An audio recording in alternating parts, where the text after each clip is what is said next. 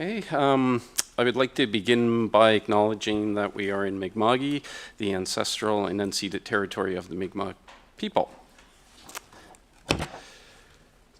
So the first item, a business item, is the nomination of chair of the Financial Services Committee. So I will call for nominations. Are there any nominations? Councillor Dewar. Nominate Darla McKeel. Okay, thank you. Are there any other nominations? Are there any other nominations? Okay, there being no further nominations, will you accept the nomination? Okay. All right, with that being said, you can assume the chair. Okay, thank you very much, everyone.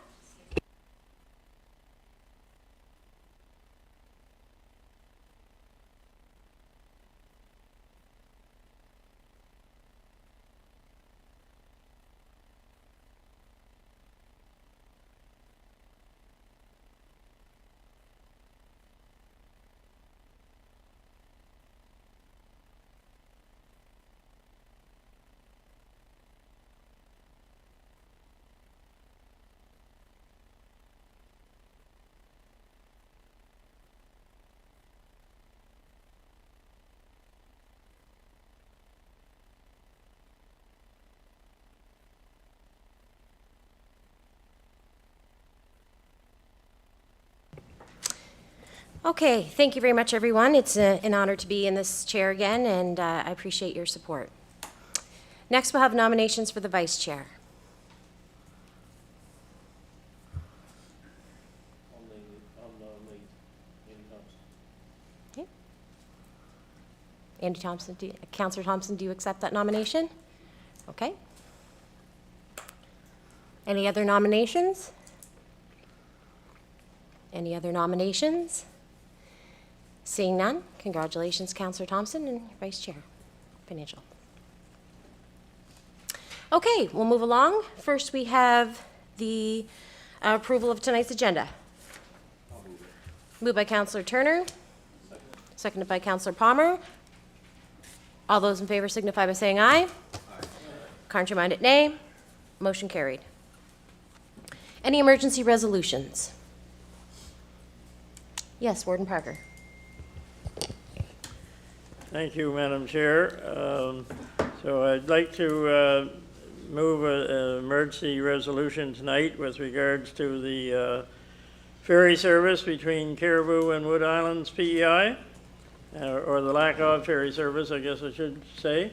And so this has been ongoing for quite some time, and the reason I have it under emergency, it was only last week that NFL came out and officially said that where they were with the service, and I feel it's time that this council and others voice their opinion of what's been going on, and before it gets too late. Okay, so, would you mind if I just interrupted you for a second, Warden Parker? Ahead. Yes. Is it all in agreement that we discuss this emergency resolution tonight? Agreed. Agreed? Okay. Okay, so I have written up a resolution which I'm going to read here now. Whereas the ferry service between Caribou, Nova Scotia and Wood Islands PEI has been out of service for over 2 months, whereas this is the second extended service disruption for this ferry service in 2 years, whereas the lack of ferry service has a significant detrimental effect on many businesses, including trucking in Pictou County, whereas this ferry service is a critical employer to those who work directly with the ferry provider, as well as employees in the tourism and accommodations industries. Whereas the long-term disruptions in ferry service are leading to speculation of the possible end of this critical service. Therefore, be it resolved that the Government of Canada insists that whoever operates the Nova Scotia to PEI ferry service be required to have at least 2 ferries ready to sail at any time from early May to December 20th. Also, that a 3rd ferry capable of doing the job be on standby in case of a breakdown of either of the other 2. Also, be it resolved that there be significant financial penalties to the ferry service provider if the above-mentioned ferry availability is not adhered to within 10 days of breakdown. I would like to speak to that, Madam Chair, if I could. Yeah, well, can we have a seconder on that Oh, first? okay, yep, go right ahead. Is there a seconder on that motion? Okay, seconded by Councillor Parker. I just want to say that things have been very quiet this time. The first time when the ferry was disrupted, of course, it came in the tourist season, or May and June, I believe, and but a lot of people's income is affected. If you have to, especially if you're a trucker, if you have to go from up to the bridge and all the way down the other side and back again, that's a lot of their profit gone, whether hauling gravel or hauling logs or whatever. So that they're affected, and there's still some affected this time of year, even on the accommodations business, especially when people come off that ferry and need a place to stay overnight before they head in whatever direction they're heading. So it has a financial impact, and I guess I'm afraid that if it's seen that it's not a big deal, if nobody speaks up against it, then maybe sometime the federal government's going to wonder, you know, do we really need to spend all this money on a new ferry, or could they get by without? And that would have a terrible effect, I think, on the economy of Pictou County. And so really what this motion is trying to do is say, this is unacceptable, it's unfair, it's untenable, and it's time, we need to set rules, so you can't simply say, well, I've got one boat and it broke, so I'm out of business for a while. That's not acceptable. Thank you, Madam Chair. Okay, thank you, Warden Parker. I'll now open the floor up to comments, questions regarding the motion. Go ahead, Councillor Parker.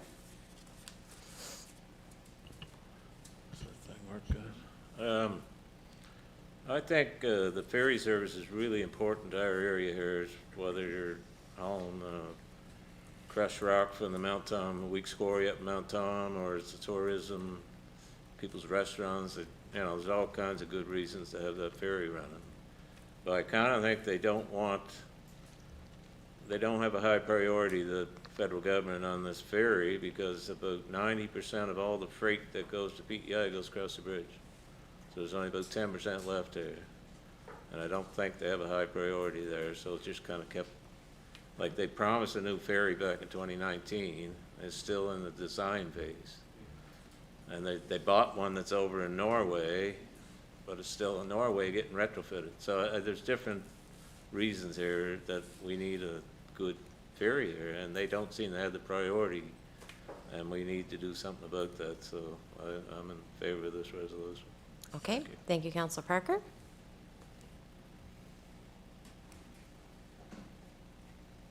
Anyone else?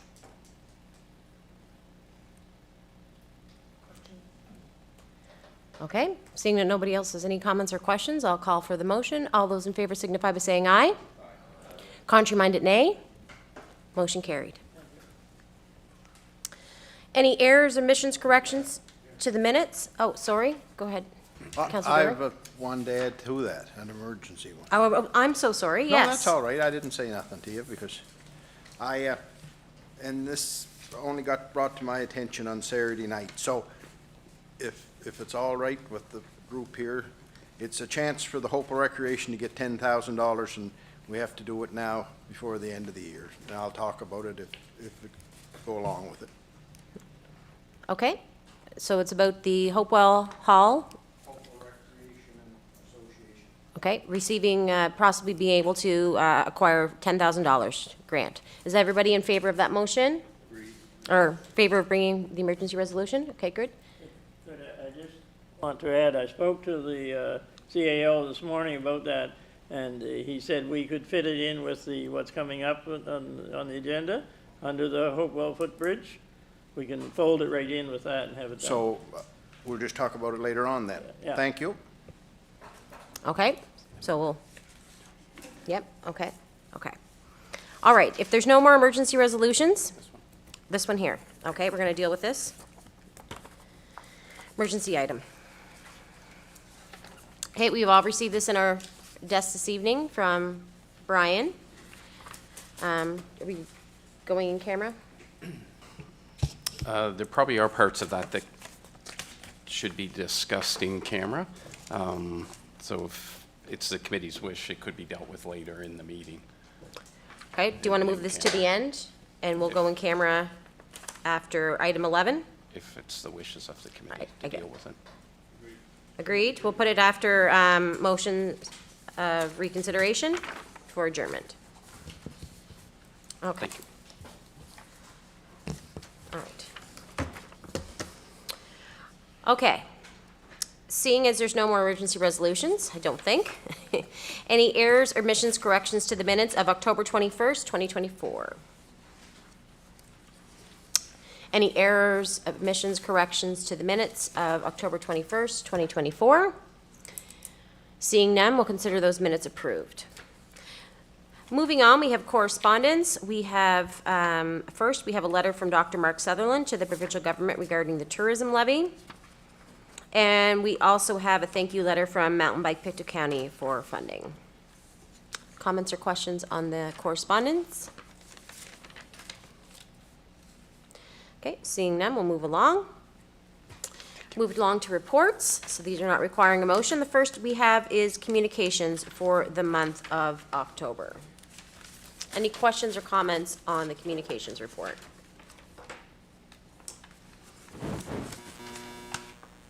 Okay. Yes, go ahead, Sue Ann. Sorry, Adam, I'm not going to bully in here or anything, but I am. So we've bought radio ads for the land use. So they'll be starting, do you know when? Yeah, sometime this week. Sometime this week. So they'll run for 2 weeks, just because I know that was a question last week, so. Okay, perfect, thank you. Warden Parker? Thank you, Madam Chair. I just wanted to note that the emergency services dog problems, if you look at the number of recognitions, that one got compared to anything else, and there's all the election stuff and the cost opening and everything. I think it just shows how big a concern in this municipality that these dog problems are. You know, we have people working on it every day, but doesn't mean we're getting them resolved. And I think that what I get out of that is that this is a lot bigger problem maybe than what we're seeing it to be sometimes. Thank Okay. you, Madam Chair. Counselor Turner? Thank you, Madam Chair. I'm just wondering if you could give me a specific date when these ads are going to run. Yeah, so we had the final ad was approved on Friday, and she said she'd get it to run as soon as possible, so I assume that that'll be in the next couple days. You should start hearing them. Will it cover all the meetings? Yeah, so what it does is just points people to the website, say that they're being held between the 19th and December, forget which date, and just encouraging people to check those dates out online at imaginemopc.ca. That's okay.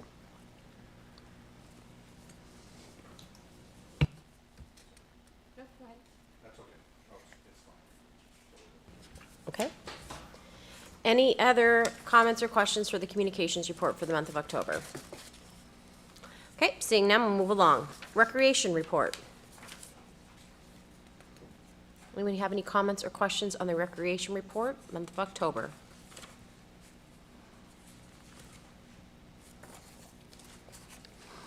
Okay, seeing none, we'll move along. Warden's report. Yes, go ahead, Counselor Palmer.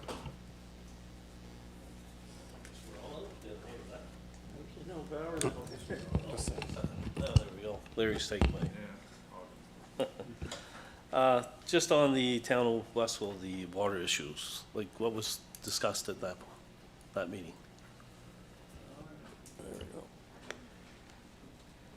They invited us, we actually met in our building here, and the issue is in the longer term, Westville's looking at getting more housing going within the town, and they're having trouble getting enough water. That the town of Glasgow is telling them that, you know, they're near the end of the rope in terms of water, and I think probably we're looking at the same thing. So they invited us to meet with them and discuss, you know, what are the possibilities as we go forward if we can't get enough water out of Forbes Lake anymore, because, you know, there's too much demand on it. And so that was really what the discussion was about. They were looking at drilling some wells possibly and other things, but there's, you were there, Brian, there was no request for dollars or anything like that. They just were updating us on where they were at and what they were trying to do.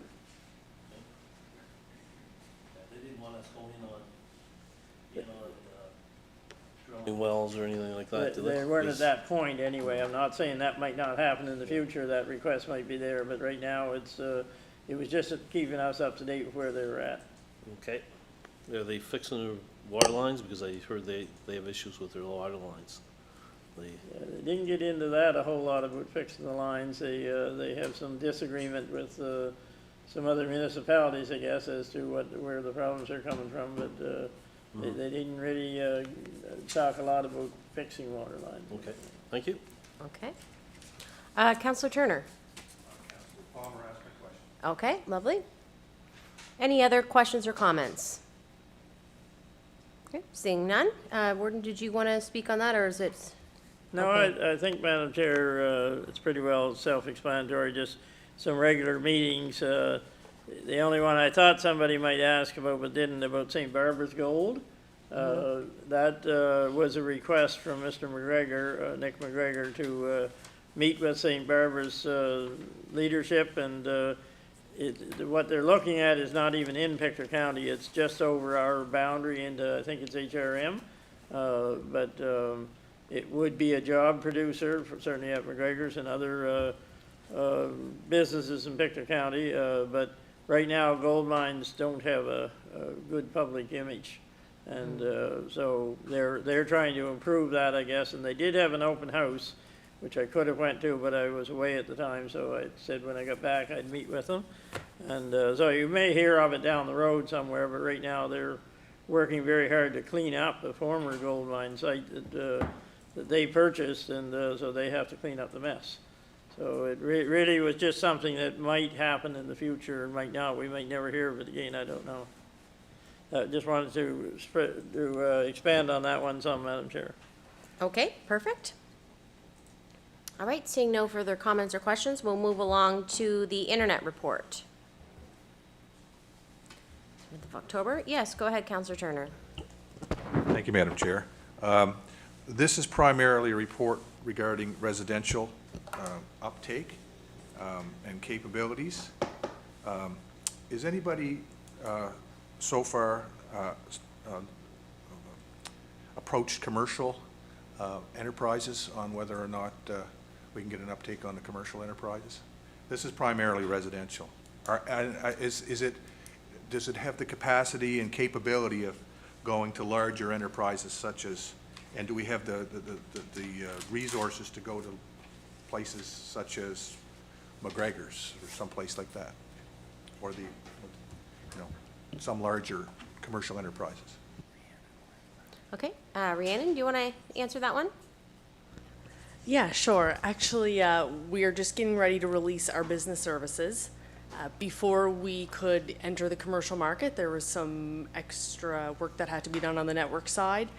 Involves things like extra security and traffic networking and all kinds of things that are important specifically to business customers. So we are in the finishing stages of that now. We do have some few handful of test companies that we're going to work with to get launched out, a soft launch, and we will be prepared to offer them right on the marketplace for small to medium businesses in the new year. We do have those packages sorted out for the most part. And on the enterprise side, even larger businesses, we're starting to work on some relationships and some customers in that market as well. Currently working on plans for design to some of these places. And we can provide more information on that as it comes, but that is where we're at now. We are happy to finally be able to provide these services to these small businesses in our community as well. Okay. Follow-up question, Councillor Turner? Thank you. Do you have a launch date in mind? We do. It's in the new year, so we should be prepared by the middle of the month, first week of the new year. The problem is in the telecom industry, we do have a brownout period. The last business day for working on live network would be the 13th of December, so we can't do any further changes until we come back in the new year, and we should be prepared to launch those at that time. Okay, perfect. All right, any further comments or questions on the internet report? All right, seeing none, we'll move along to our tax receivable report. As you see, there is still a substantial amount to come in.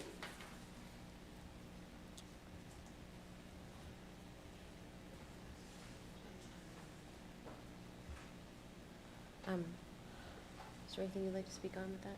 No? Any comments or questions on that? Yes, go ahead, Warden Parker. Well, you said there's a substantial amount still to come in, but if I'm looking at the right figure, a substantial amount has come in too. I mean, we're slightly different than last year. We're dealing with a little higher number too, but we're pretty well in line with last year. So, of course, this was the time when most people pay the taxes when the bill comes, I guess, but hopefully they do. But I'd say overall, it looks like, you know, compared to last year, we're in about the same type of area.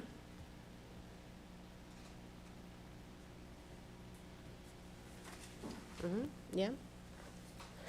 Okay. Any further comments or questions? Okay. Move along to our deed transfer tax. You see, it's October was a good month for homes sales in Pictou County.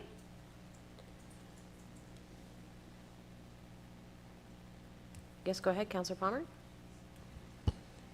Just wondering, was there a lot of sales in the month, or like, Yeah. that's the highest I've seen it, even during, well, except for 1 month there in COVID years, but There's a boom.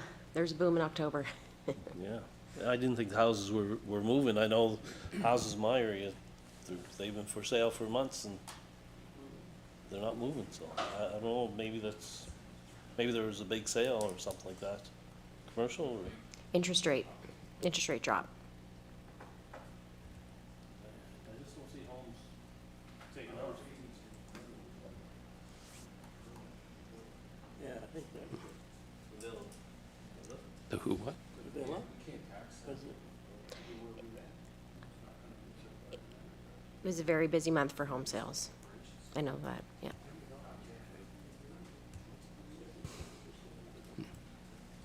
Okay. Do you have any further explanation? No, it was a good month. It was a good month, yeah. Right? I heard it was bananas. Like, I don't know if there's any one property on it. I mean, it's, when you kind of look at the average, your September is typically, your summer months are typically the highest they've been over the last number of years. So there was a bit of a lull in August and September compared to the 3 kind of previous years type thing. So sometimes it's just a timing issue type thing. But I mean, overall, this year we're at, well, with 5 months left to go, we're almost at where we were last year. We're only 100,000 shy of that, right? So it's performing well over the last number of years. So. And prices are up too. If we were to go to compare 2020 to 21 or 22, home prices are up. So therefore, the amount of money that home buyers are paying is increased as well. Exactly. The volume doesn't necessarily change, the value does. So you see typically a home that would have sold for 200,000 in 2021 is now selling for 300,000, right? So, so it's more price driven than quantity of sales. So, thank you. Okay. Any other questions on the deed transfer tax report? All right, we'll consider our reports not requiring a motion complete. Moving on, reports requiring a motion, accounts paid for the month of October 2024. Okay, moved by Councillor Wadden. Seconded by Deputy Warden Murray. Yes, go ahead, Councillor Wadden. Just a question. Normally, we see a number of transactions for the internet at the beginning of the report, and there's nothing, I couldn't really pick anything out through there for the internet. So was it a low month for paying bills with the internet? Or? I didn't receive anything from the internet people to provide the information to council. Okay. Yeah, looks different. Okay. Hopefully we'll have that, a bigger report next month. We'll include the 2 months. Okay. Any other questions or comments on any of the amounts of checks paid?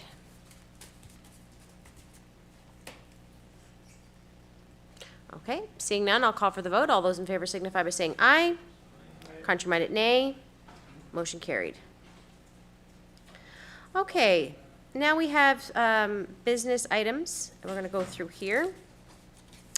So first we have District 1 streetlight, Highway 4 on a pole at the entrance of the Kensieville Community Center parking lot. The streetlight application must be approved for processed. Do you want to speak to this, Logan? Yes, thank you, Madam Chair. Through you, I did review the file, and I've spoken with Councillor McDonald about it. We do find conditions for that streetlight to be favorable. It is in an area of infilling, so there are lights on either end further up and down the road. The areas are already being built for streetlights, so we find it to be favorable. Okay, thank you for your report. Councillor McDonald, would you like to move that we accept that application? I'll move that. Okay, we have, okay, it's been moved and seconded. Any further comments or questions? Seeing none, I'll call for the vote. All those in favor signify by saying aye. Aye. Contrary-minded, nay. Motion carried. Next, we have District 2. There's 2 lights at 4616 Little Harbor Road, and the second is 4 poles down and across from 4616 Little Harbor Road. So again, I'll turn it over to you, Logan. Thank you again, Madam Chair, and again through you. We have reviewed the 2 streetlights requested and have likewise found them to be favorable because they are infilling between existing lights and are in serviced areas. So we do find them to be favorable as well. Okay, thank you very much for your report. Just to comment to the request in the package is correct, but what's on our agenda is not correct. There's no light going in at 4616 Little Harbor Road. There's already a light there. Oh, It's okay. 2 poles beyond there and four poles beyond. Oh, okay. And I just want to get that corrected so that, you must have checked it, so you knew it was all right, so that's fine. Yep, no, Yeah, it's part to be I'll make a motion correct. that we accept the lights going in Little Harbor Road. Okay, so And we if I have, may, Madam. just one apologies. second, I want to get the motion. It's been moved. Do we have a seconder? Seconded by Councillor Dewar. Okay, go ahead now, Logan. Apologies for that. That's okay. Yeah, no, we do find, to Councillor Wadden's point, it's in our pattern of, we hit a light at the 4616, and then there's no light, then there's a light, then no light, then light. So it is, Councillor Wadden's totally correct. We are infilling in that pattern. Thank you. Okay. Any further comments or questions? Seeing none, I'll call for the vote. All those in favor signify by saying aye. Contrary-minded, nay. Motion carried. C, District 8 street light. So this is at the 106 Monroe Avenue extension. Logan, do you want to speak to this one as well? Yeah, that one's good. That's already sort of pre-approved under our existing policy. Yes, okay, perfect. All right, do you want to make a motion for that, Councillor Turner? Okay, it's been moved by Councillor Turner, seconded by Councillor Palmer. Any further comments or questions? Seeing none, all those in favor signify by saying aye. Contrary-minded, nay. Motion carried. District 12 street light. It's the intersection of Elgin Road and Duncan Chisholm Road in Elgin. Again, this one is pre-approved. That also already fits our policy, right? Okay. Moved by Councillor Dewar. Seconded by Councillor Thompson. Sorry, didn't know who said that. Sorry about that, Councillor Thompson. Any further comment or question? Seeing none, I'll call for the vote. All those in favor signify by saying aye. Contrary-minded, nay. Motion carried. Next, we'll move on to some municipal service grants. District 9 municipal service grant. It's for the Priestville Walkerville Cemetery in the amount of $2,000. This is for maintenance on the cemetery. So we're looking for a motion for this tonight. Moved by Councillor Turner. Seconded by Warden Parker. Any further comment or question? Seeing none, I'll call for the vote. All those in favor signify by saying aye. Contrary-minded, nay. Motion carried. District 12 Municipal Service Grant. This is the Hopewell Recreation Association. This is the Hopewell Footbridge, Cayley, and Candy Cane Committee. This is the amount of $5,000. And Councillor Dewar also spoke before about the opportunity for the grant. Is this where we're putting this in as well? Okay, so let's have a motion for the Municipal Service Grant first. You want to make that, Councillor Dewar? Okay. Okay, we have seconded by Councillor Palmer. All those in favor signify by saying aye. Contrary-minded, nay. Motion carried. All right, I'll put it back over to you, Councillor Durham. You can explain to us about that $10,000 opportunity. Okay, and thank you for putting that through. It seemed to take a long time. We had new people take it over, so we had to have a bunch of meetings and get new treasurer and new everybody, okay? So that's what was wrong this year. So what I wanted to bring up as emergency resolution was that at 8:45 on Saturday night, I got a phone call that the Western Star Masonic Lodge, number 50 in Westville, if we had a tax number, they were willing to help us out at the Hopewell Recreation Association with a grant of $10,000. And I said, well, they wanted to know if we had a tax number. And I said, no, but we might be able to do it through the county because they have done that before for different organizations. So, and then I thought, well, maybe it's not going to happen because it's the end of the year and they want to get their grants settled up before the end of the year. So that's why I'm bringing that forth tonight. And there used to be a lodge in Hopewell, and I guess they have a lot of old money, and this is only the interest off old money. And there was money went to different other districts, Salem, River John maybe, and a couple other ones around. So it might be a good thing to, it's great to have it come to Pictou County, and if council go along with it, hope we'll be able to get it. So I'm making a motion that we ask the county to give us the tax number, or to use their tax number. So I need a seconder for that. Okay? Okay, so. Okay, so it's been moved and seconded.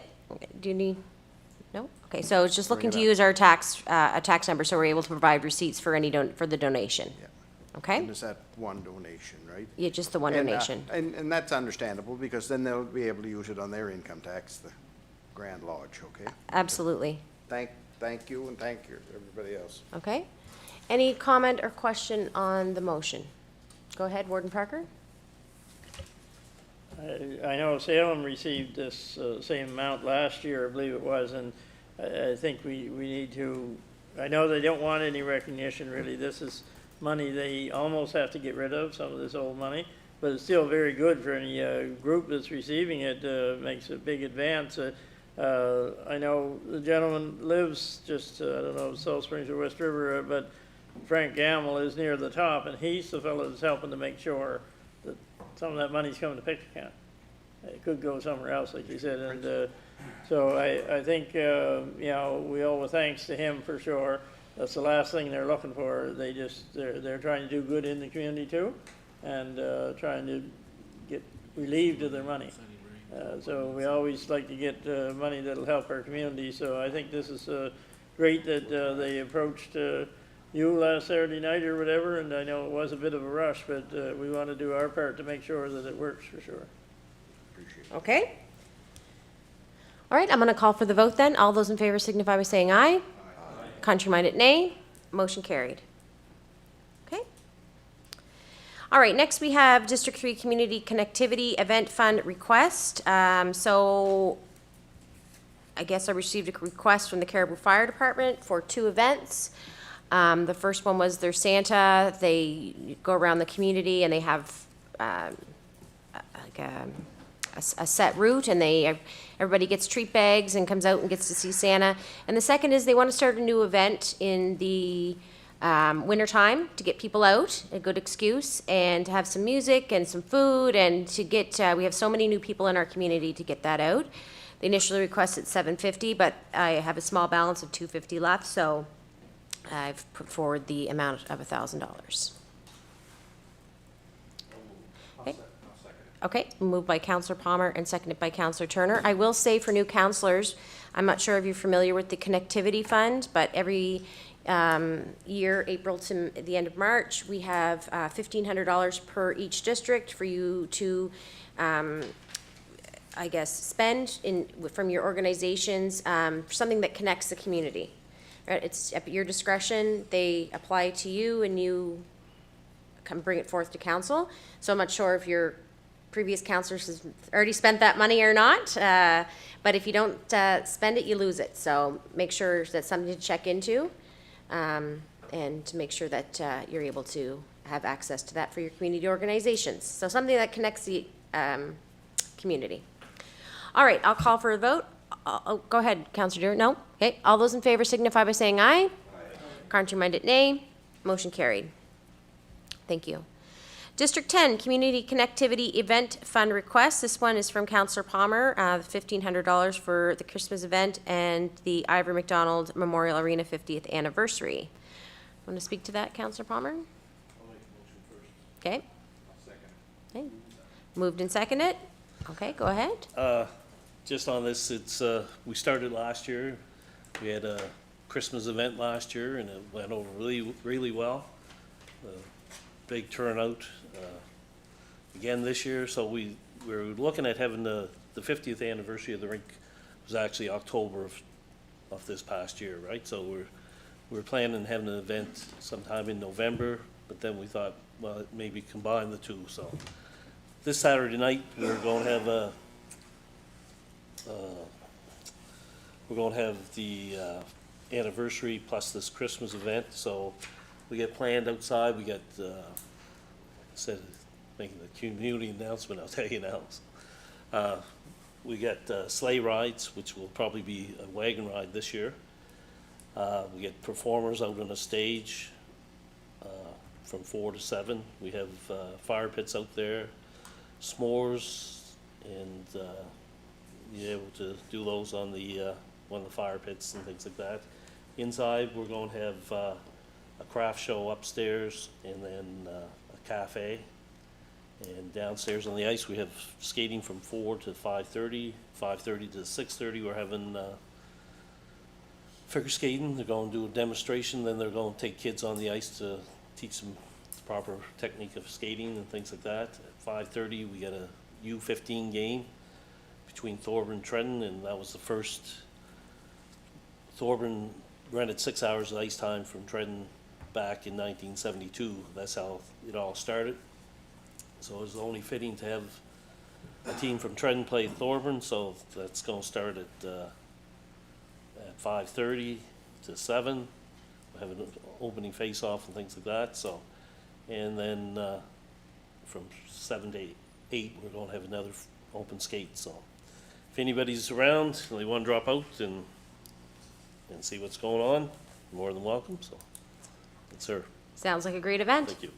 Yes, that's awesome. Congratulations on your 50th anniversary. We're not. No, we're not. They usually never are.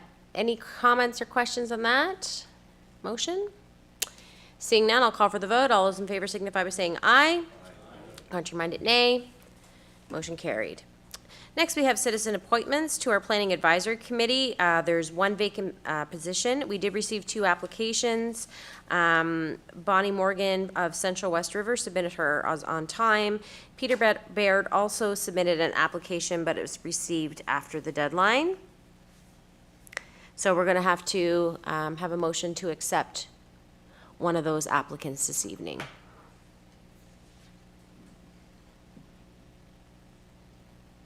Go ahead, Deputy Warden.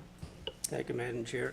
I believe there's only one application because the other one was come in late, so I don't think we should be dealing with that one. So I would so move that we take Bonnie Morgan of Central West River. Okay. Looking for a seconder? Okay, seconded by Councilor Palmer. Comment or question on the motion? Seeing none, I'll call for the vote. All those in favor signify by saying aye. Contrary-minded, nay. Motion carried. Next, we have our Pictou County Community Hall Internet Program application. So the Community Support Services River John is asking to be approved for the program which offers free internet to community halls.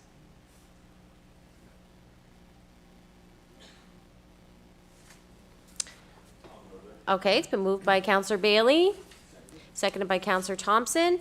Yes, go ahead, Councilor Bailey. Thank you, Madam Chair. Just on this, I know it doesn't fall in underneath the guidelines of the program, but I guess when we look at the community support service building, it is great for the community, great for the residents, and so I guess, you know, even though it doesn't fall under, I'm looking for an exception to be done on it. They do, as we're all well aware of, they run a food bank out of it, and they have, I believe it's over 100 customers that they have a week, which is unfortunately, but it is part of the time. So just asking for the exception and see if we can go ahead. And I know the Fire Hall and the Legion have comfort centers, but I don't think they're looking as much for that as they are for the ability to have the high-speed internet.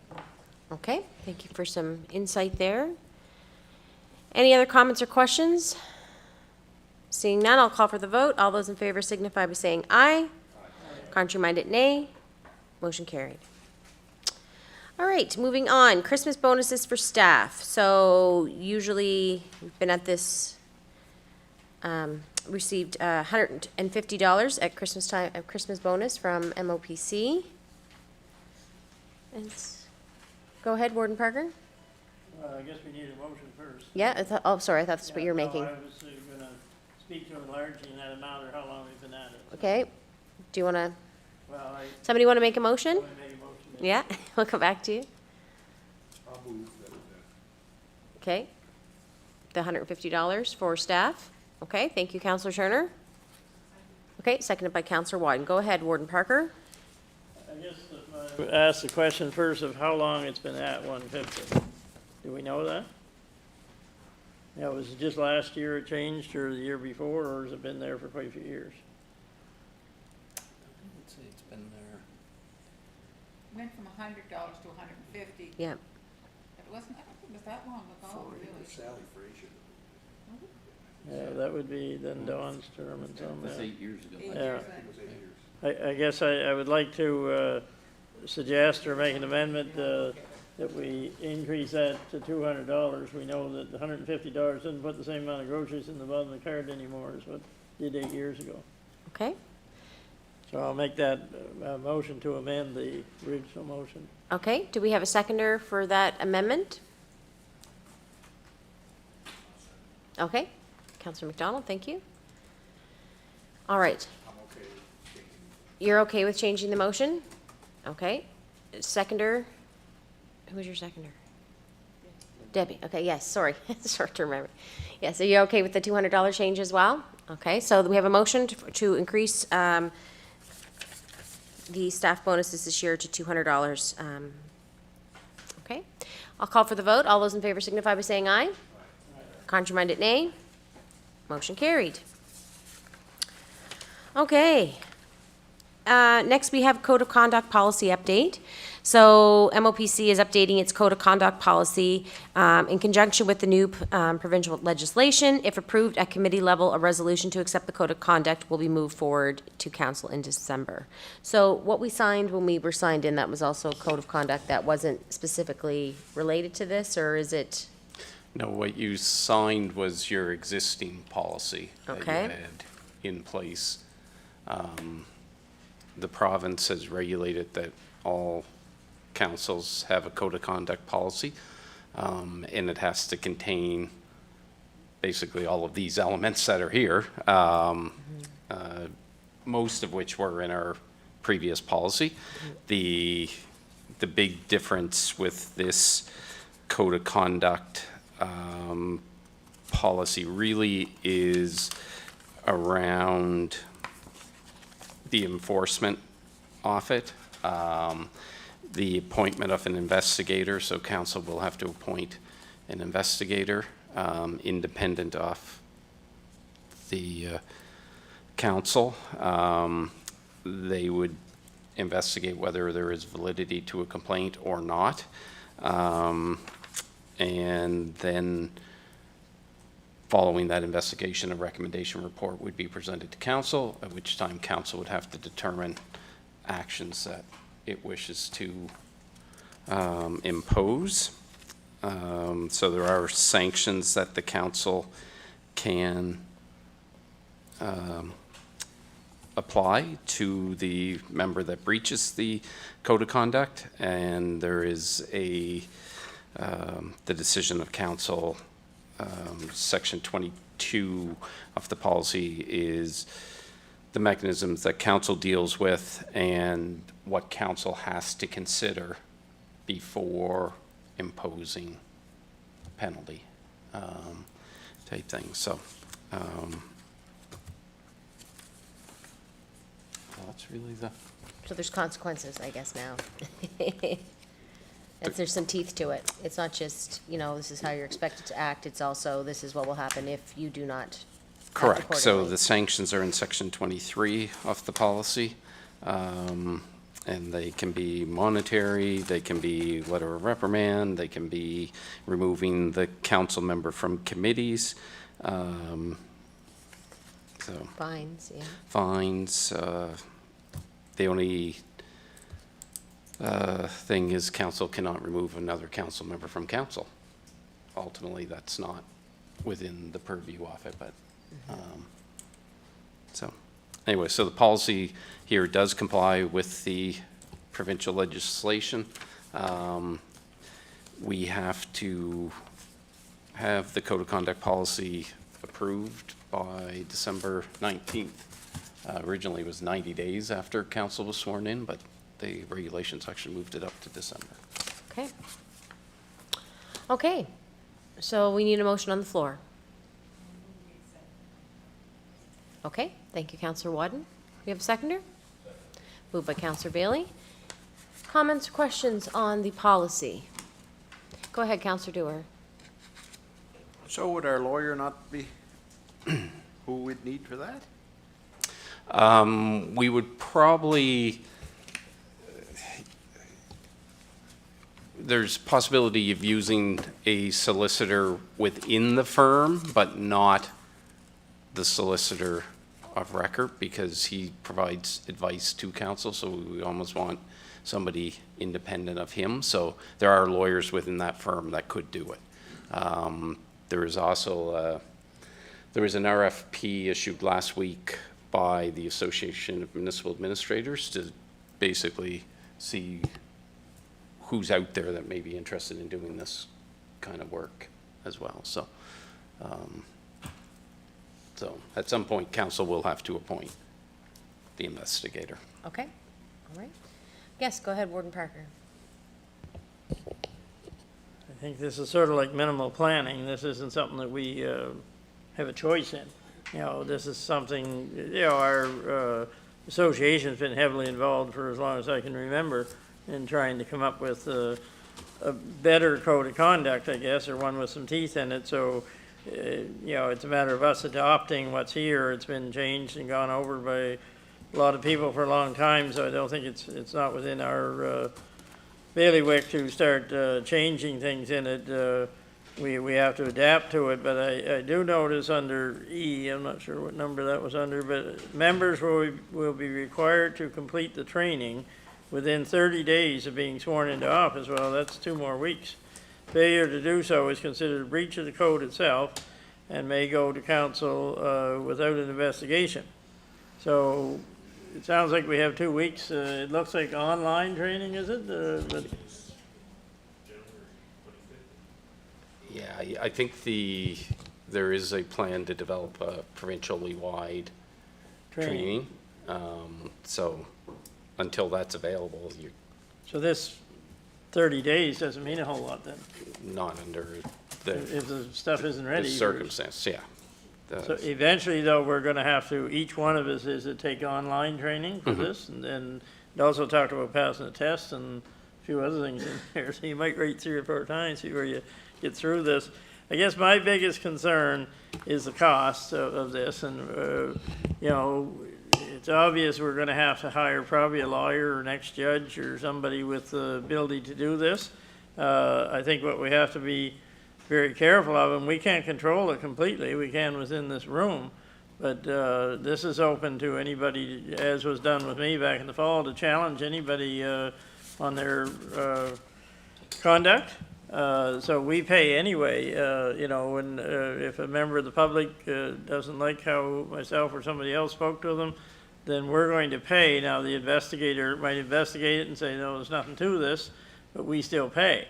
Or we pay if there's a difference of opinion in this room over how somebody treated somebody else. So I think we just have to be very careful that we, that whatever we put forward is valid enough to pay the bill for. You know, there's nothing much we can do about it. We have to do it.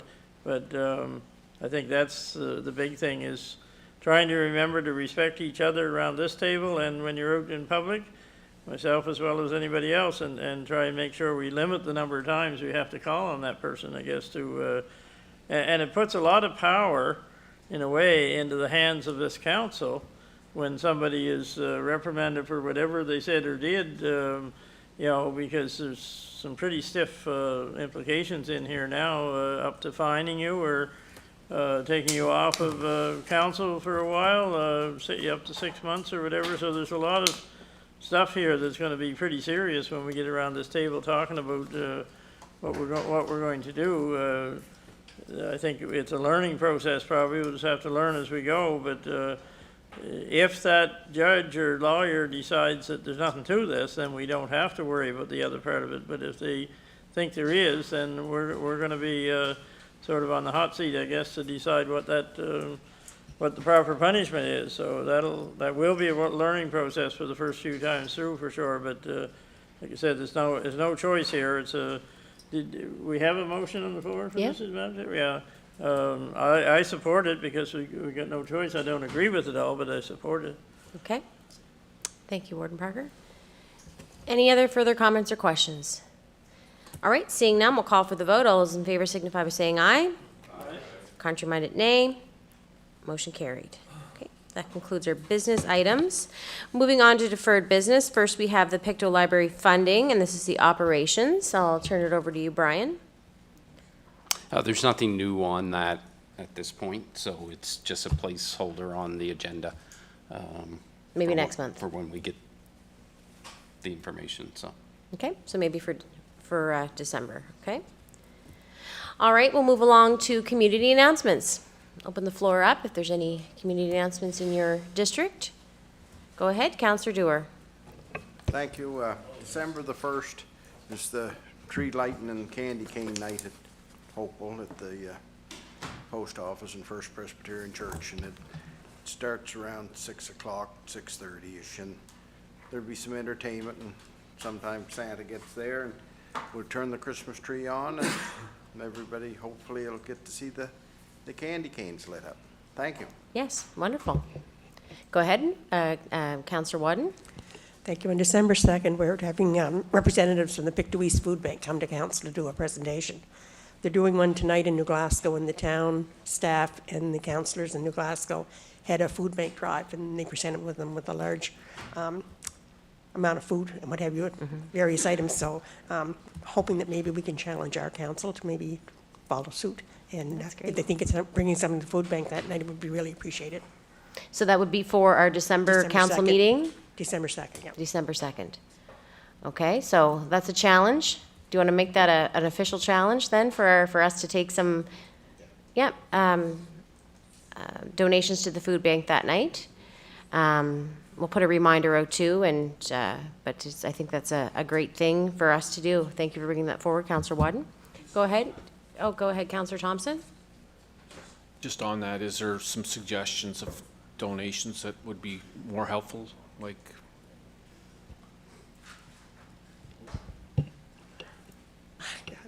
Well, I know the cost of food has gotten so expensive that we've cut back on buying some items like canned tomatoes, chunky soup, green corn, juice. We used to purchase all these, but it just got too expensive. So now we are depending on donations to kind of come in for those items because they're really needed. They are almost essential items in people's grocery orders. So we like to see that come in. You can also do toiletries like toothpaste, toothbrushes, toilet tissue, Kleenex, anything like that is really appreciated. Again, that's items that we don't buy. And like laundry soap is another item. And we don't buy baby diapers or anything like that. So anything like that would be really appreciated. Yeah, that's great suggestions. And something else I heard too is when you're thinking of making your donation to the food bank, sometimes when you're purchasing like a boxed, like Kraft Dinner, for example, that has milk and it has butter in it, but not everybody has milk and butter too. So think about, what you're purchasing. So, yeah. Okay, go ahead. Thank you very much, Councillor Wadden. Go ahead, Warden Parker. Thank you, Madam Chair. I want to use this opportunity to, some of you may have noticed a slight difference in my look this month.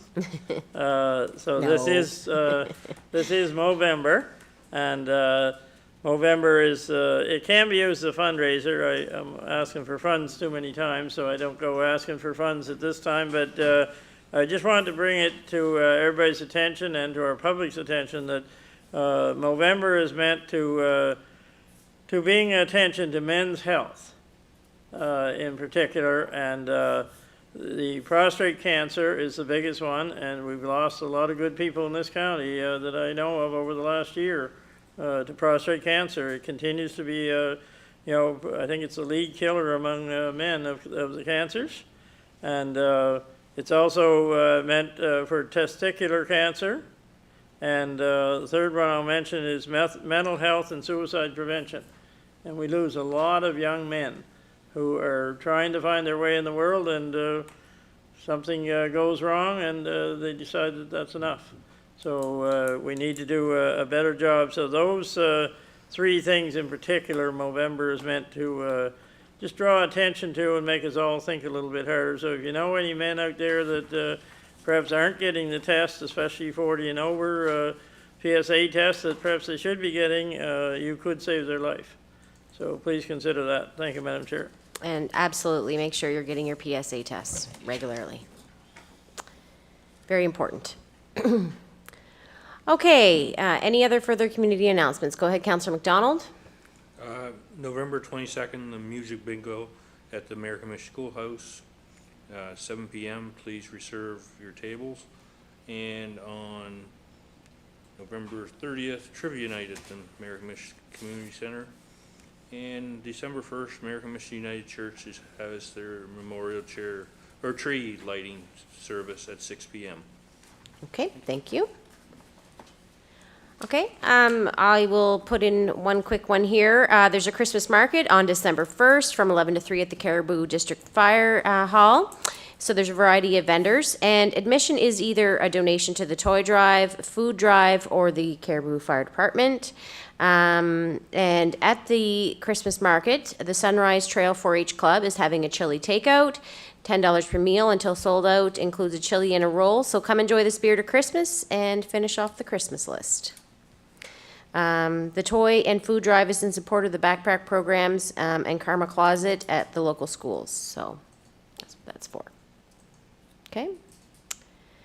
All right. Seeing no more community announcements, any motions of reconsideration? We don't have any of those tonight.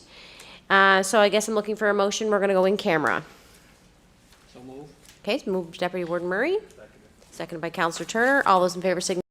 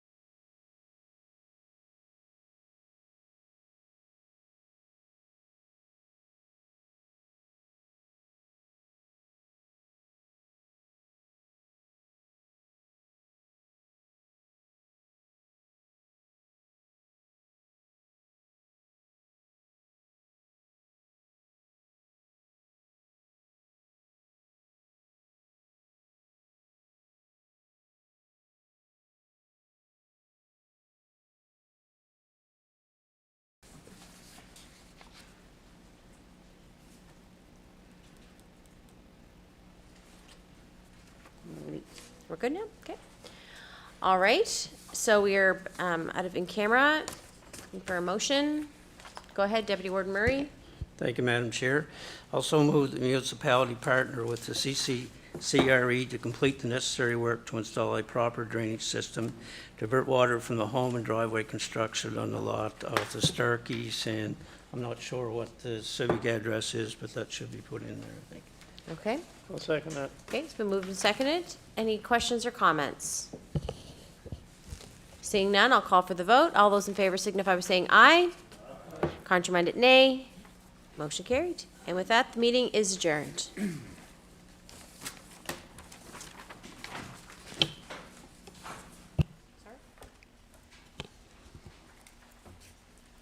Okay, I'd like to call the Property Services Committee to order, and I'd like to begin by acknowledging that we are in Mi'kma'ki, the ancestral and unceded territory of the Mi'kmaq people. At this point, I would like to open nominations for the position of Chair of the Property Services Committee. Are there any nominations? Councillor Dewar. I move we nominate Randy Palmer. Okay. Are there any other nominations? Are there any other nominations? Third and final time, any other nominations? So Councillor Palmer, do you accept? Okay, with that, declare Councillor Palmer Chair of the Property Services Committee.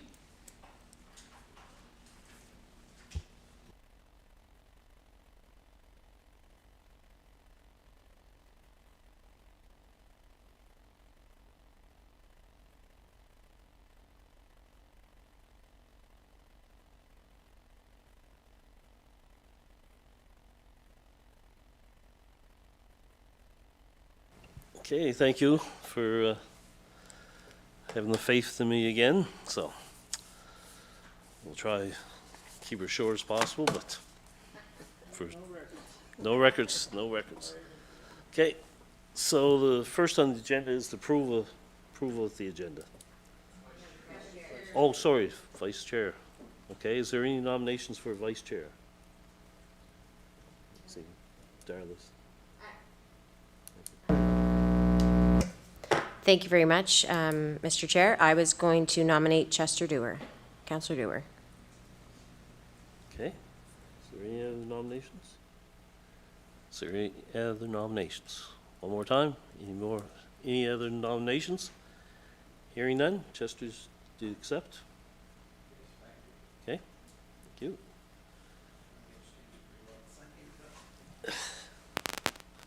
Yep. Okay, so we'll move on. Next, approval of the agenda. Moved by Councillor Turner, second by Councillor Wadden. All those in favor signify by saying aye. Aye. Count by nay. Motion carried. Is there any emergency resolutions? Any emergency resolutions? One more time. Any emergency resolution? Seeing none. Is there any errors or omissions or corrections to the minutes of October 21st, 2024? Any errors or omissions? One more time, any errors or omissions? Seeing none, we'll consider those minutes approved. Next is correspondence from Scott Heyman regarding the Mount William subdivision. I'd like to speak on that if I could, Councillor Turner? Mr. Chair. Sure. Thank you. Yep. I've asked for this to be put on the agenda. We have Mr. Heyman and his wife here tonight. It's regarding a subdivision that he's developing in Mount William. And as you can see in our package, he had forwarded some questions regarding procedure in approving subdivisions and some of the aspects that have to be followed in terms of getting subdivision approvals and some of the legal work that goes along with it as well. His questions have to do both with timing and procedure, and whether or not procedures and proper timing are being met. So we've had some discussions with our engineering department. So I've facilitated some meetings between Mr. Heyman and Mr. McDowell regarding this subdivision. And we just simply wanted to get this issue in front of council. That's the purpose of this agenda item tonight. There's also a question regarding, and it's a long-standing question from what I understand, regarding a parcel of land next to the Trans-Canada Highway that there's some question on ownership on that as well. And then perhaps we could have a discussion later about how subdivisions and the development of the land will help grow the county and help with our commercial tax base.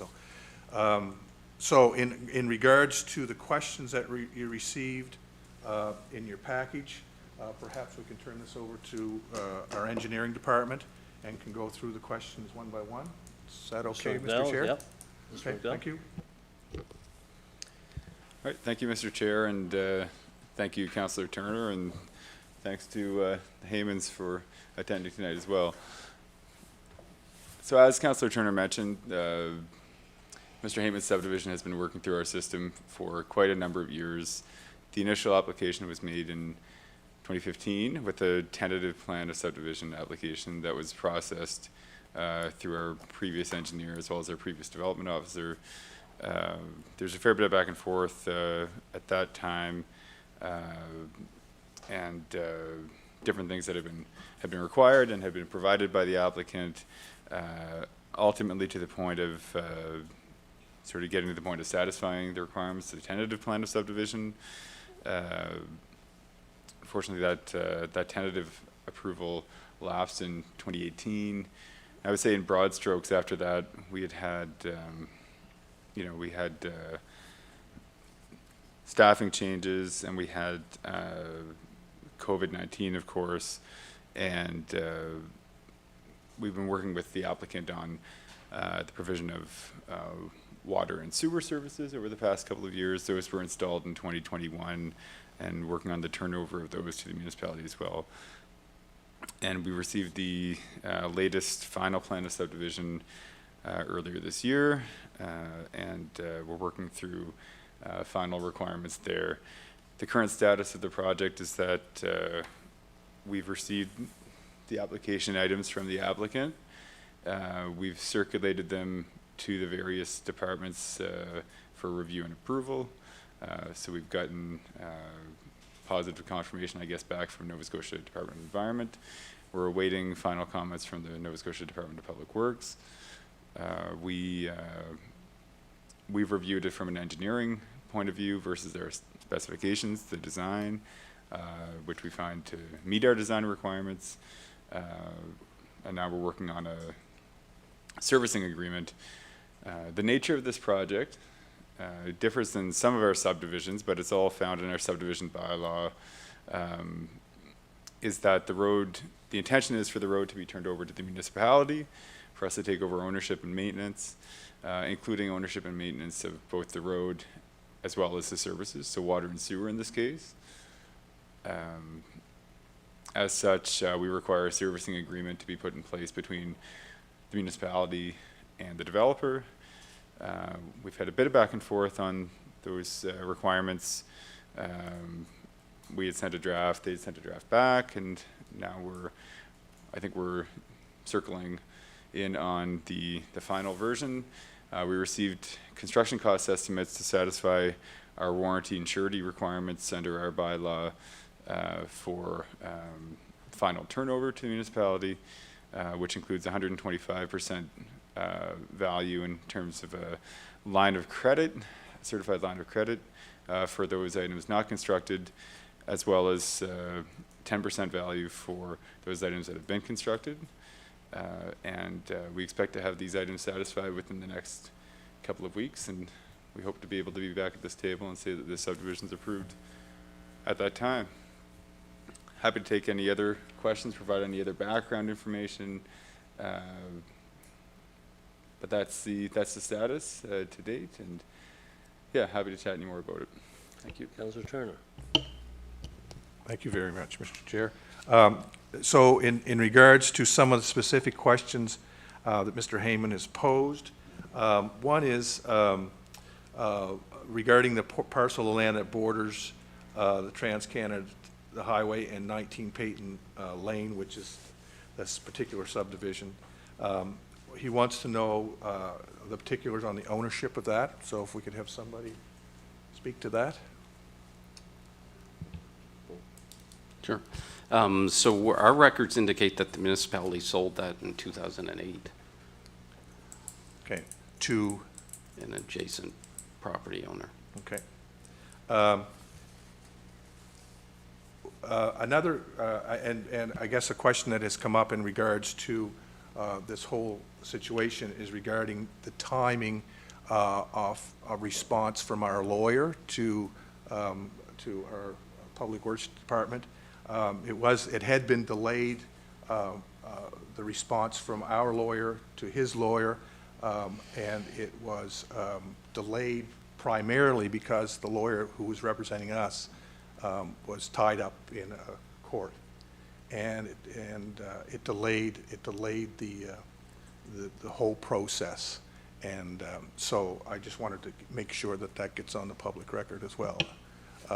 So that's what I understand. So if you'd like to respond to that.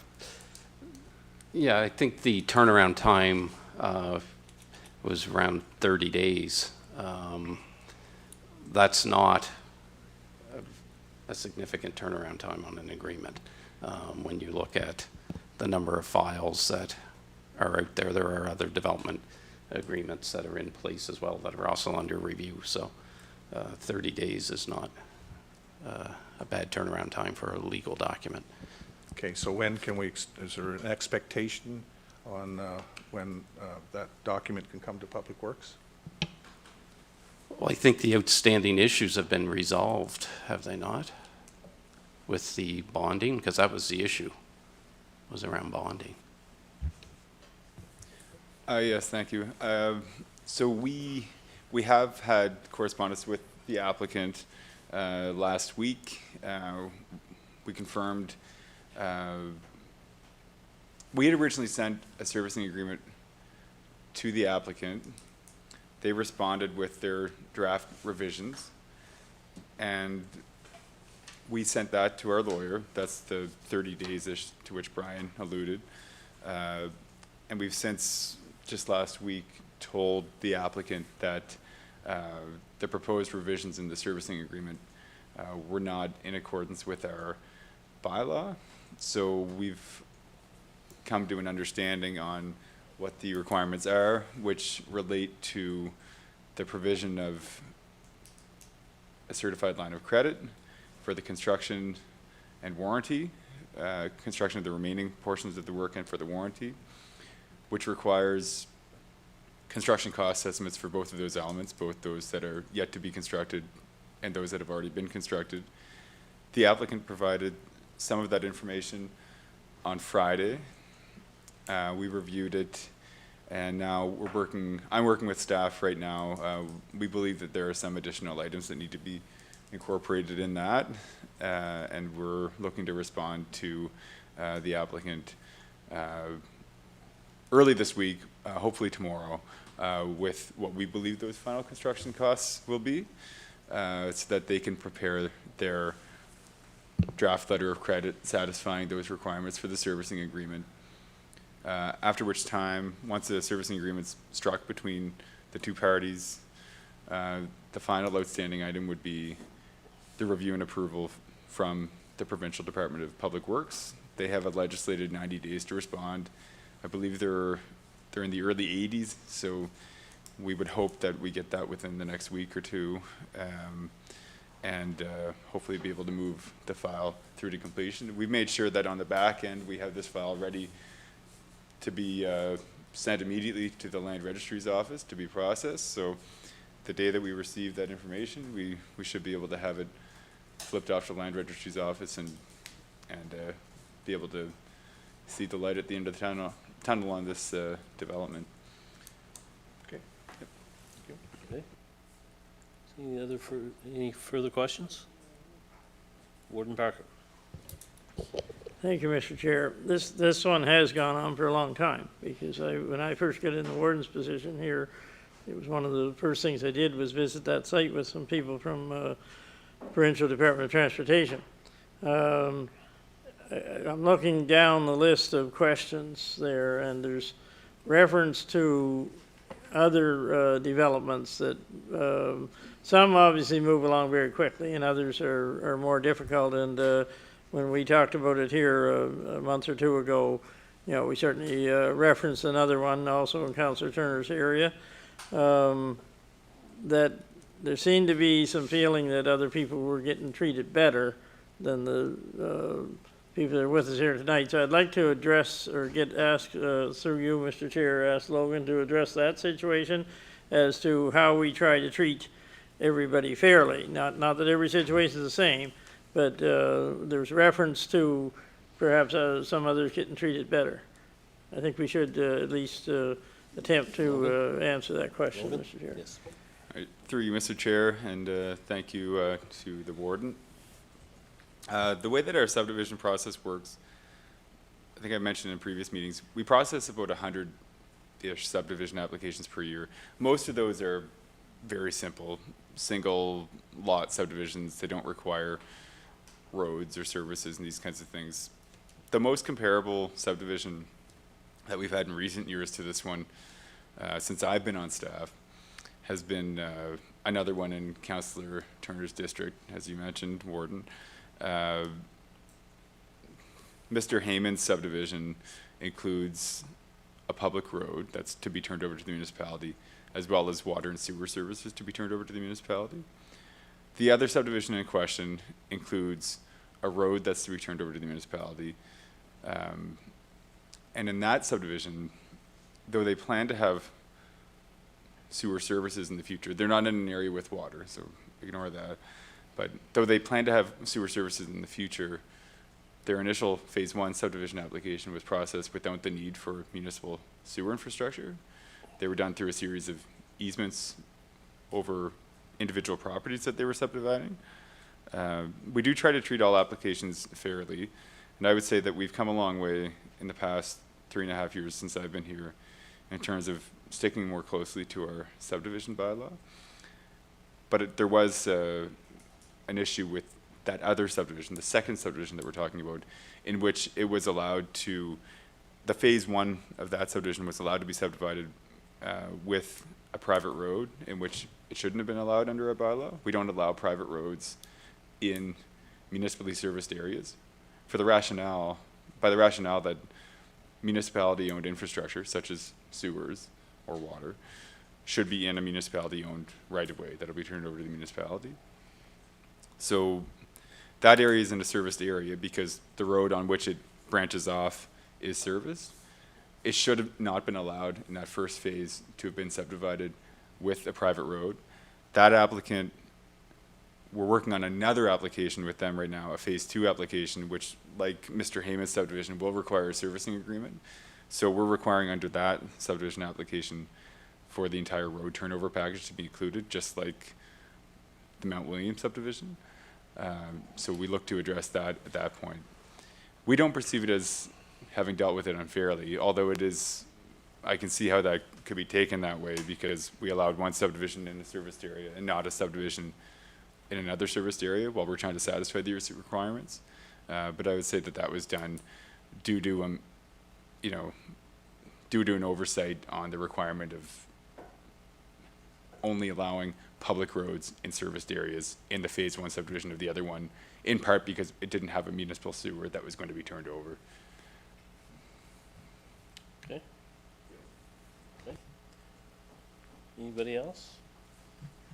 See, none. I just have one question, Logan. How big of a subdivision is this proposed one?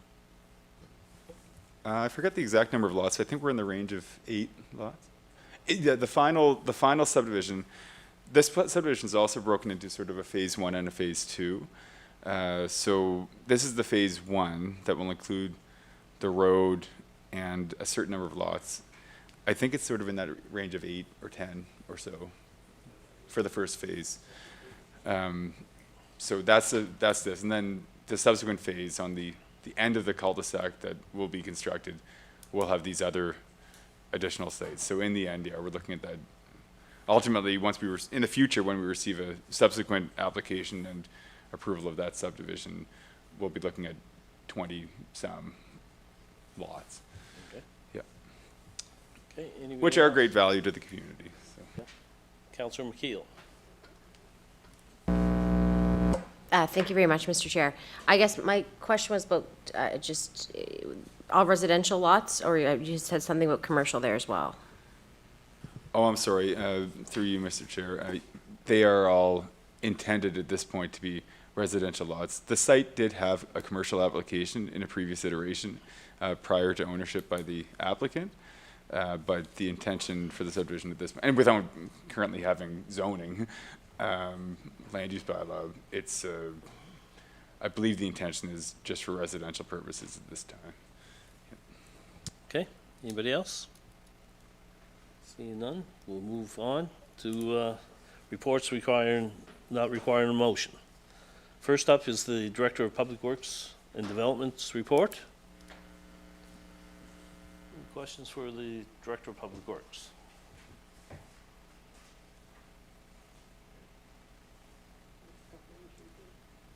Warden Parker. Thank you, Mr. Chair. Some seem to be sort of sitting still sometimes, and so I'm concerned about the one to do with this building. I know we've taken on a partner now, or I forget the name of the group that's helping us, or looking for some money to help us. Are we moving along any? Are we, what's the timeline now to kind of have somebody do an assessment on this building in terms of energy efficiency? Yeah, thank you for the question. Through you, Mr. Chair. We have submitted our application for this energy auditing program with the help of our community climate capacity people at the Clean Foundation. So we do hope to hear from that in the next, I think, couple of months is when it closes, Brian. And then find out whether or not we can proceed. Yeah, I think it's a fairly quick turnaround. That's through Quest, right? Yeah, I think it's a fairly, we joined Quest, we gave them the $5,000 to join 2 months ago. So that gets us in the door. So I think it's a fairly quick turnaround on applications once they're in, so. So then the process is to get applications so that somebody can give us prices to enter whatever on going over this building and deciding, because I know the Climate Change Committee was pushing for this to happen, and it just seems that sometimes you wonder if it's ever going to happen or we're just spinning the wheels here, but we are going in the right direction, you feel? Yes, again, through you, Mr. Chair. We do think we're going in the right direction. Our Clean Foundation people seem to have some level of confidence that we'll be successful. If for some reason we're not successful, I think we can turn around some action on this item fairly quickly as well. Okay, and if I could ask one more, Mr. Chair, and it's one I've asked many times before too, these flow meters that we're actually paying quite a bit more money this year through Eric than what we have in the past, because we haven't gotten these flow meters in. This is almost like a penalty that's been placed on us, and so I'm anxious to be able to get back to them and say, yes, we got some in, but I know we don't have any in yet, and it appears that we're kind of off track there again with the company that we were going to buy them from. Something went wrong, and it's, again, it just seems to be one of these things that, you know, it's one thing after another, but now it's saying that we're going to have some flow meters in by the end of March, is it? I think it was quite a bit earlier than that at one time. Yeah, thank you for the question. Again, through you, Mr. Chair. We did run into an issue with our contractor with whom we had engaged to have these flow meters installed. So we purchased the equipment, but we recently found out from our contractor that they are not able to honor their price, and they've terminated their agreement with us. So I've been working with the original equipment provider to work on developing a new tender that we're going to issue publicly with the goal of having these turned around and installed through the winter. They can be installed through the winter. We have, again, we're sort of zeroing in on the final design elements. The company's Omnitech, with whom we're working to try to get those documents together, they've sent us some information recently that I'm reviewing and putting into our tender package. So we hope to have that tender issued within the next month, and for it to close a month after that and be able to award the work with a quick turnaround time to have them installed before the end of this fiscal year. Okay, thank you, Mr. Chair. If I could sneak one more in, I know I said it was the last one, but. Yep, go ahead. The Green Hill subdivision, I didn't want to bring up names when the other folks were here, but, so it's a very short line in there saying that, we're working with their solicitors and our solicitors, and, it sounded like the Mount William one is moving toward some closure here pretty soon, and I know the problem's been that people don't want to, put the money up to, for these roads. They don't want to put the bonding or the credit letter up, and, I think we ran into the same problem with the Green Hill one. Is that getting anywhere near resolution? Thank you for the question. Through you, Mr. Chair. You're correct that the Green Hill subdivision is the other subdivision to which I was alluding previously. We are moving towards a resolution there. We've provided them a draft servicing agreement as well that they don't seem to agree with. What we've done is every subdivision development that requires a public turnover, whether it's a road or sewer or both or water. We've been giving a 5-year turnaround time to satisfy our requirements, and then for the warranties and for final construction, to give them time to sell their lots and make some money so that they can then turn them back over to us. So that's the status with that project right now, is that they've got the draft servicing agreement and we're waiting for them to kind of confirm whether or not they agree with it. They don't, they're in a different situation in that they haven't had to install the water or sewer infrastructure to date.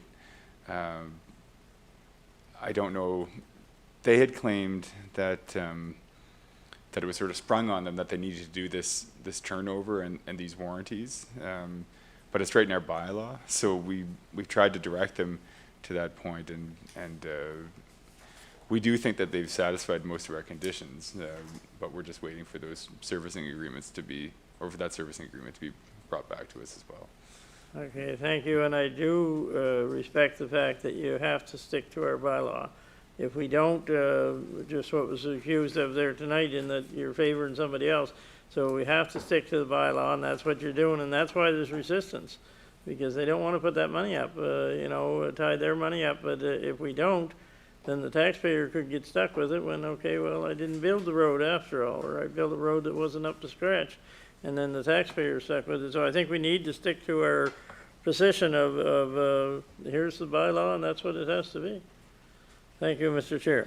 And if I may, Mr. Chair, sorry, we are careful to stick to the bylaw that council has approved, previous councils even, because we don't want to be making up the rules as we go along, as you mentioned, to be showing favoritism. So we're careful to adhere to the bylaw. We'd like to give people flexibility where we can, such as these extended timeframes for the servicing agreements.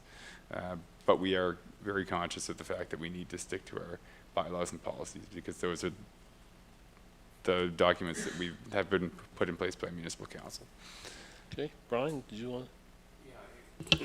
I think the point, it's not for the municipality to satisfy the requirements of the subdivision. It's for the developer to satisfy the conditions of it. And that, one of the first things is read the bylaw. It's all there. And we get resistance from the lawyers. The lawyers are writing stuff that is contrary to our bylaw. Like our servicing agreement references our bylaw. And yet they come back with things that are totally contrary to our bylaw. But the point is, it's not for us to satisfy, and it's for the developer to satisfy all the requirements. Really, all we're doing is ticking boxes. Have you done this? And there is the provision, especially on roads, there's sections 27, 28, and 31, I think, of our bylaw that are clear. If you can build the road beforehand and turn it over to us. And if you do that, and it meets all the requirements of design and that, there's a 10% maintenance bond for 2 years. If you don't build it, then it's 125% of construction estimate bonding required until it is built. And then that's reduced to 10% for the 2-year warranty period. So those are protections for us. Okay. Councillor Thompson first. Thank you, Mr. Chair. To Logan, I got a question regarding the Blue Acre sidewalks. Do we have final approval from Nova Scotia Environment yet? Through you, Mr. Chair, to Councillor Thompson, yes, we have final approval. They had no comments. Okay, and I guess the next question is the tender out there now? Yes. Okay. And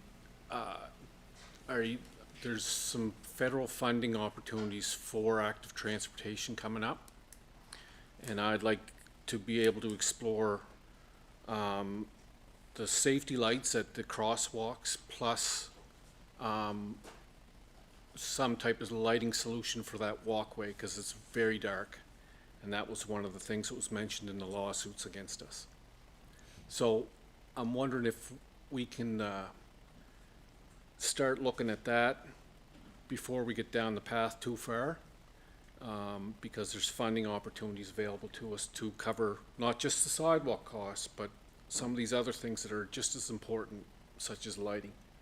So that federal fund's going to come out shortly.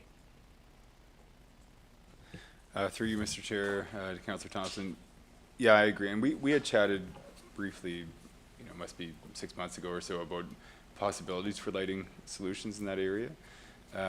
We had flipped that to our consultant to look at options for solar lighting that wouldn't require underground conduits, as well as for options with underground conduits that would require more work within the public right-of-way. I think it would be as simple. We are also aware of the funding. Brian had attended an information session on that a week or so ago, and it is something that we would look at pursuing. And I think in terms of adding lighting solutions to the tender, it's something that could be done as an addendum, or something that could be done through other means. So I think all options are on the table at this point with those. So I would encourage that addendum to happen, because it's dark through there, and people don't like walking through there at night for that simple reason. Plus the intersection lighting, which was brought up at a previous meeting, that would help cross those intersections, the crosswalk areas in Clownsbrook and the East River East Side Road. So I'd encourage that to happen so we can get proper pricing on the whole project. Okay. Councillor Turner. What's that? Thank you, Mr. Chair. If we could just return to the private road issue in terms of subdivisions. I'm just wondering if somebody can explain to me the rationale in our bylaw that they get turned from private to public roads. What was the rationale in that bylaw that says that the county would like to have these roads as public? Can anybody recall that? I think And it's an old carryover from when the province of Nova Scotia did subdivision. So the province used to take over, if you basically if you had 3 houses on a driveway, the province would take them over under what was called the 3-house rule. So I think it's just a carryover. It's probably a debate for the subdivision bylaw on whether or not taking over roads is a good idea. I think first blush, it's a terrible idea because you're assuming a liability forever and a day.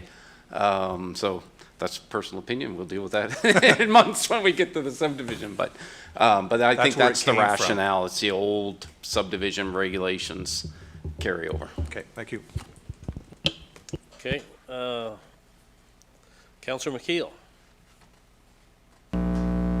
I'll be quick, I promise. Just on that private roads, sometimes when I notice in issues that have arisen in District 3, sometimes when there's ownership of the road, it can cause, within a smaller subdivision, it can cause quite, I don't know what the right word is. Dispute. Kerfuffle, yeah, kerfuffles. So I understand why they don't want any one person owning that, because it can be, it can lead to divisiveness and definitely pit neighbor against neighbor. My question is, it's kind of going back to what Councillor Thompson was talking about with those crosswalks, through you, Mr. Chair, to Logan. I think it's imperative that we have those flashing lights, and it seems like every crosswalk we see now that's put in has those. That's not up to regulation yet. That's just a preference that's being put in, or a preventative measure. But that's not up to standards, is it, having those lights? Yeah, through you, Mr. Chair, to Councillor McKeel. It is not a requirement to have those flashing lights at all intersections. They weren't required for these intersections. It is something that we can add. We have approached our consultant about that as well, adding those in. We've looked at a couple examples from around the province that we think would be appropriate for this situation. So we are looking at those possibly as addenda to our tender. I just think at the time of like everything being accessible and having accessibility, I think it's important that we have that, and they're, you know, reflectively painted, and that they're, you know, they make the sounds like you do in Halifax. I think it's important there. I think we pull out every bell and whistle there, in my opinion, to make sure that, you know, we're giving the person that's crossing the road every opportunity to make it across. So that would just be my 2 cents. Thank you. Okay, Warden Parker. I certainly agree with what Councillor McKeel's just said. You know, we can legally do everything right and be, you know, safe from being sued or whatever, but if one person ever gets hit in that crosswalk because somebody didn't see them or they didn't have time to get across, it's not going to make any difference how legally right we are. So I agree, and I support what Councillor Thompson was saying, was to make sure that's added, whether it's through an addendum or whatever, that that should be part of that tender and part of the, I hadn't thought of the light underneath the crossing of the highway or whatever, but that, you know, well-lit areas are terribly important to keep people safe, not just from other cars, but from other people. But I had reason to go out to Plymouth the other night, the fire hall, to the 100th anniversary of the 4-H in Pictou County, and it was just coming on dark. It was about 6 o'clock, I think it started at, and just somewhere between dark and light, and it was hard enough to see there. You know, just you're looking for time to get across, and luckily it wasn't too busy, but when you're watching the road and the visibility isn't good, you may not see a person partway across that crosswalk.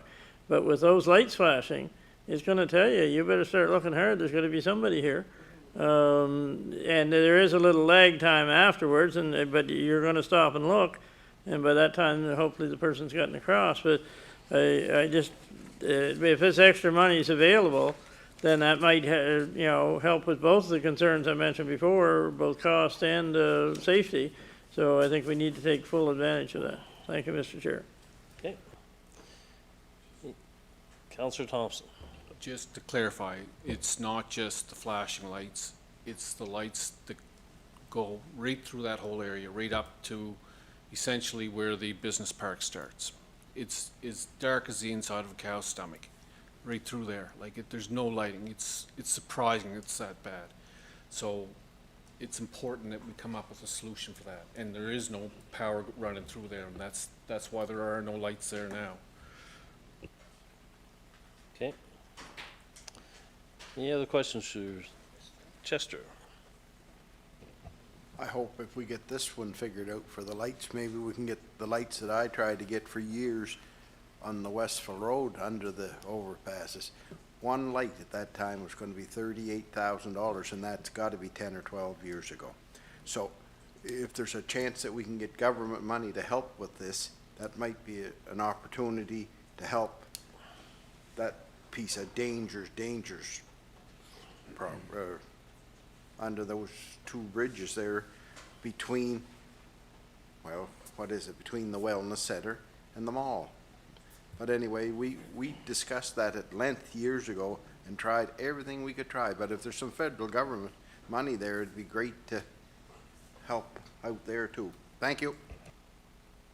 Warden Parker.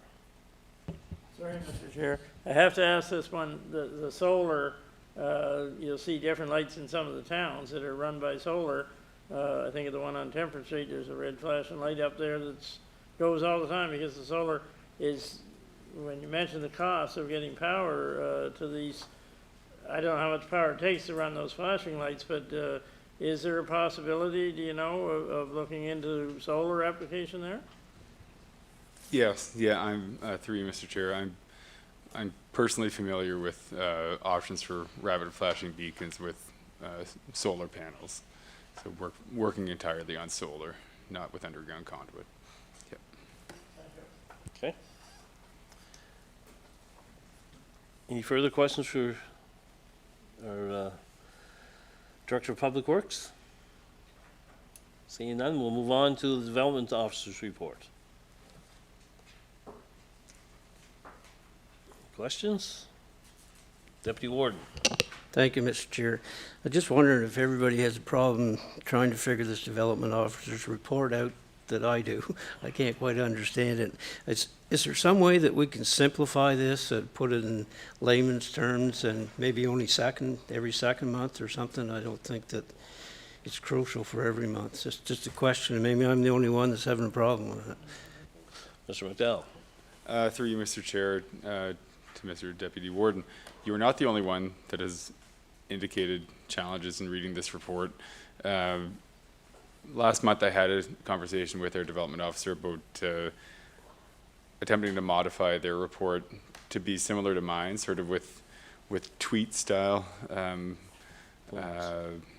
commentary, I guess, on individual projects and on the program as a whole. So that's what I'm working on with our development officer to revise the reporting, and we'll look to have that reflected in the next Property Services Committee meeting. Okay, thank you. Okay, no other questions. We'll move on to the Emergency Services report.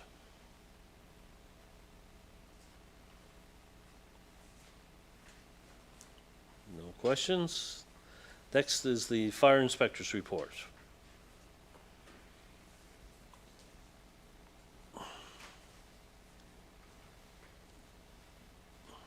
Anybody got any questions? Seeing none, we'll move on. Building inspection report.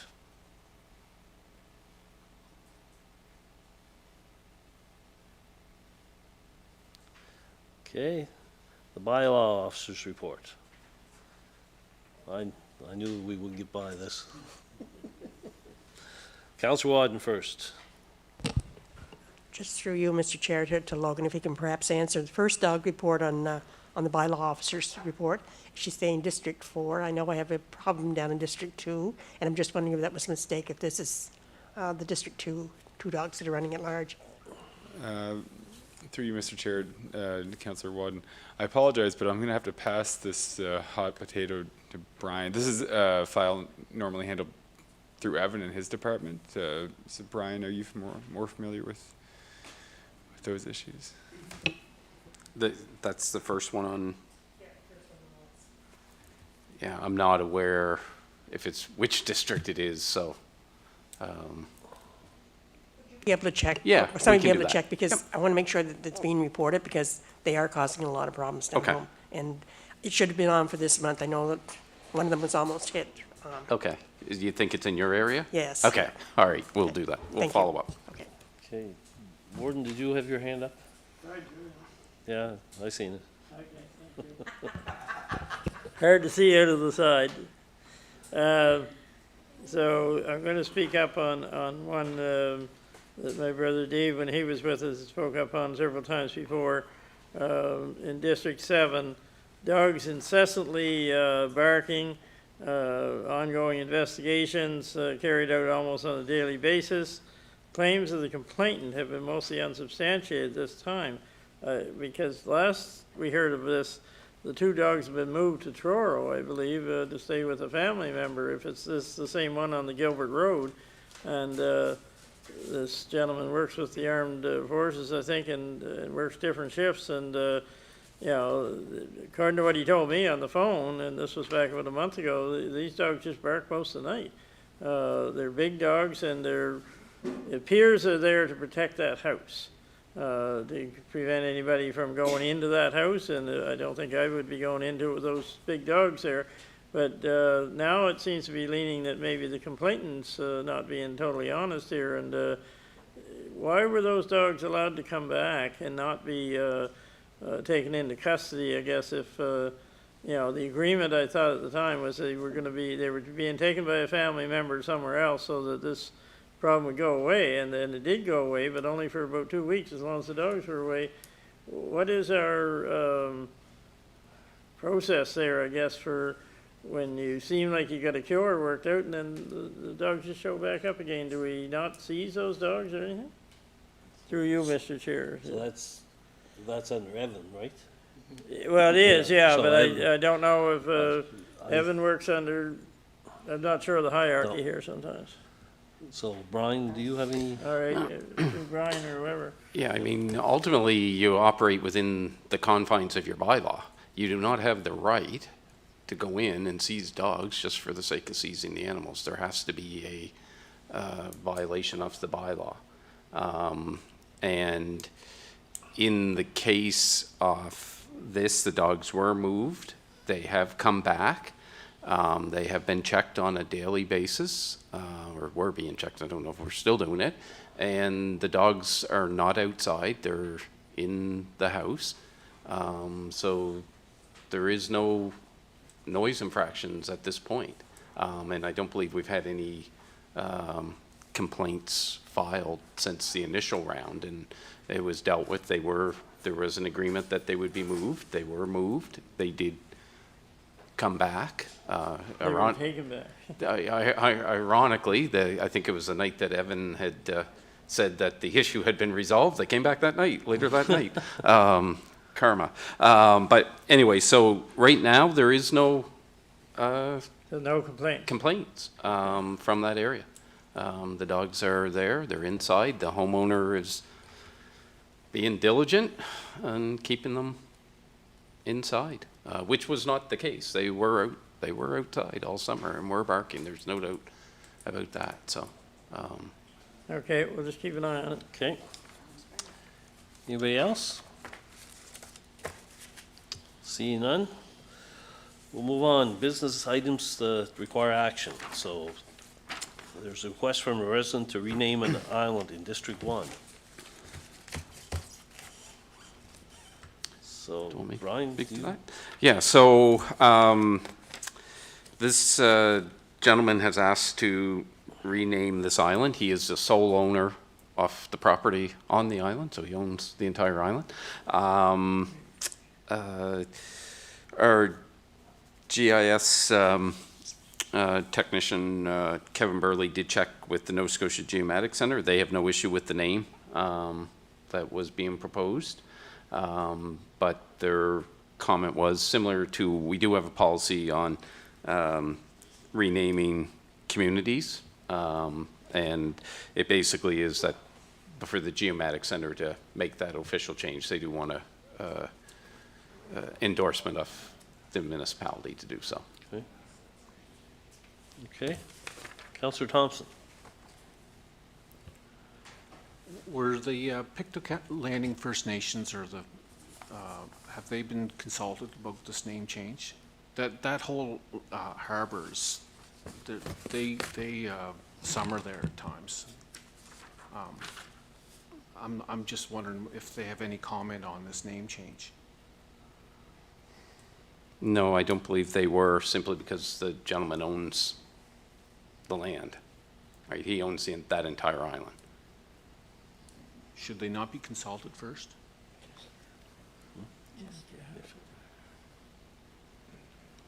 We read a land acknowledgement at every meeting that it's an unceded territory. Should they not be consulted on that? That's all I'm asking. I don't know what the answer is.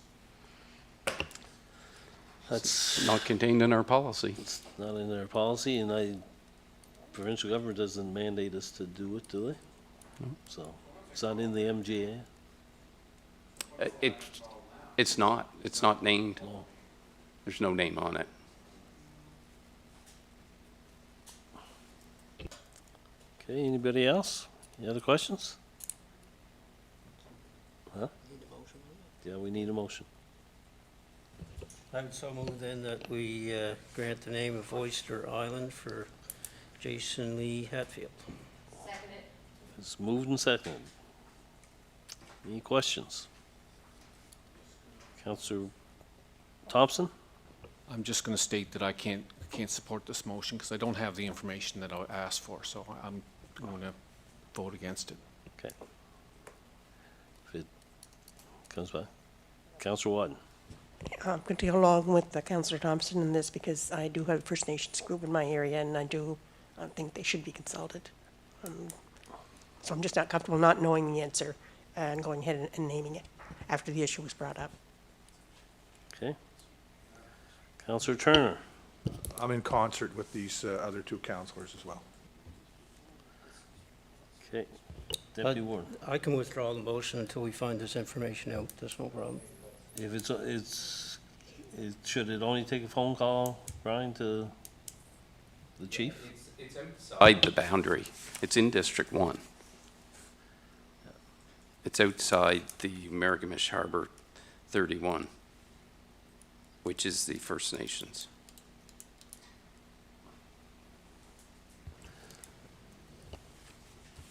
Okay. Deputy Warden? did Yeah, you- I'll withdraw the motion and take it back for our next meeting if we can find some more information out. Can we just Can we do that? Can we just ask First Nations, Pictou and First Nations, if they have a name or of it, and then Okay. if they have any objections? Yeah. Yeah. Yeah. Okay, is that agreed? Agreed. One agreed. Okay. Okay, so we'll have that at a future meeting. Is there any motions of free consideration? Seeing none, I'll adjourn the meeting. Good night.